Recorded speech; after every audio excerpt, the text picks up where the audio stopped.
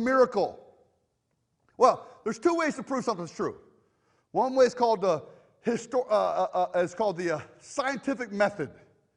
You have a hypothesis, you test it through scientific theory.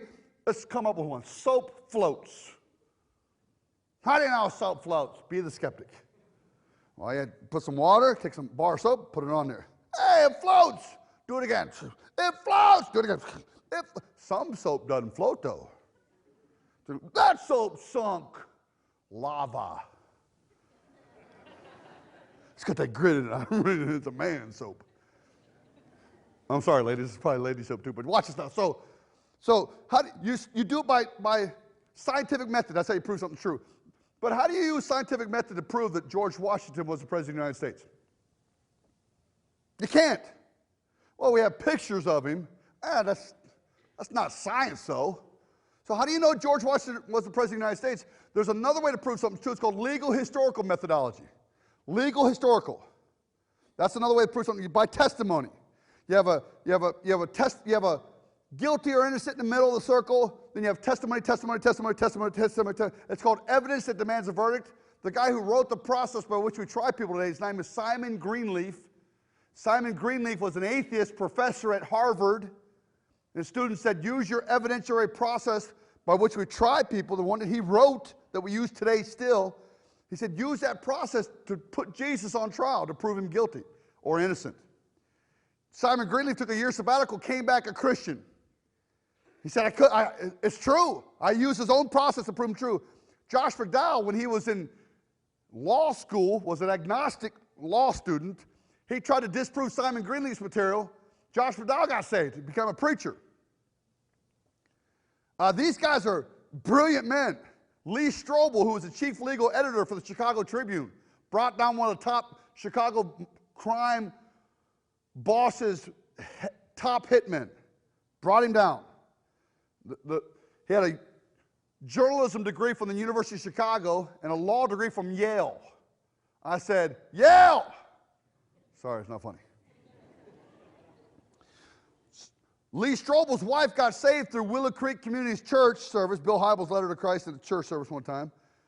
So Lee Strobel said, well, I need to go and see what's going on here. And he goes and investigates Willow Creek, and here's what the preacher has to say. He says, okay. He takes a little sabbatical and tries to disprove Christianity by using his legal historical methodology. And he gets saved. I don't know if you've ever read the books Case for Christ or Case for Faith, Case for Creation. Brilliant stuff. Brilliant. At a different level, a little bit higher than my intelligence, but it's brilliant. And that Lee Strobel, all of it comes down to one major thing, and that's a miracle that we could prove. Now, there is one miracle that I believe I could come really close to proving legally, historically, based on testimony. And it's the miracle of the resurrection. It is the key miracle that I believe I can prove. Now, how do I prove it? This is a little controversial, so you got to be careful who you're talking to about this, but I use it often. I prove it through waterboarding. It's a little bit controversial. Someone raise your hand if you know what waterboarding is. Raise your hand, you know what waterboarding is. Oh, a bunch of you.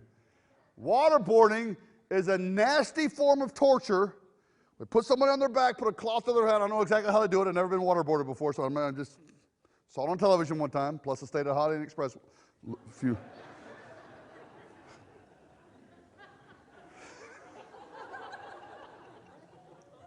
If you keep laughing, we're not going to get done today, okay? So you got to be a little more mature. So watch it now. So cloth over their head, pour the water on their faces, and they're trying to get information from somebody. One of the top psychologists in the world, according to Josh McDowell's books, The Evidence That Demands a Verdict. I read his book, Evidence That Demands a Verdict. I didn't know you weren't supposed to. I didn't know it was a reference book. I read the whole thing. I was begging the author, please tell me a story. It was fact. Ah! Then I read the second one, More Evidence That Demands a Verdict. He combined them both to Ready Defense now. Pretty good books. These guys are all like my heroes in the faith. So, forgot what I was saying. Where was I? I went completely blank. Squirrel! Someone. What? Waterboarding. That's why I forgot. See, it's like issues with the mind. So what happens is, the top psychologists in the world said no one will ever die willingly, according to Josh McDowell, no one will ever die willingly keeping in information. They won't allow themselves to be tortured keeping in information. We have captured, I'm telling you, hundreds and hundreds and hundreds of terrorists around the world from waterboarding. Now, I'm not saying I'm for it or against it. I'm not going to tell you that, because this might be recorded right now. Yeah. I mean, if they waterboard me, I have nothing to hide. Go ahead. But it's impossible. See, I can use waterboarding to prove that Jesus is God. How do I use that? All the disciples, except for one, died a torturous death. All they had to do was say, we did not see him risen from the dead. We made it up.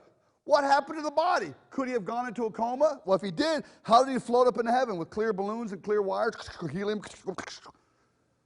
So they couldn't have been a coma. The Jews couldn't have taken him, nor the Romans, because if the Jews or Romans take the body, they throw it in the street, and that's it. They're done with it. So what happened? The only option is the disciples took the body and made the whole thing up. It's the only option. That's legitimate, and the only one written down in antiquity, the only one written down in history. So did they take the body and make it all up? Well, would they have died for it if they took the body and made it all up? Joseph Smith, the founder of the Mormon Church, he had 11 disciples while he walked the earth. Joseph Smith, 8 of his 11 disciples, before they passed away, confessed, I have pictures of the letters in a book at home, confessed that Joseph Smith made the whole thing up. We never saw the tablets. It was all a big fake. 8 of the 11 disciples. The other 3 died in a gunfight in Ohio.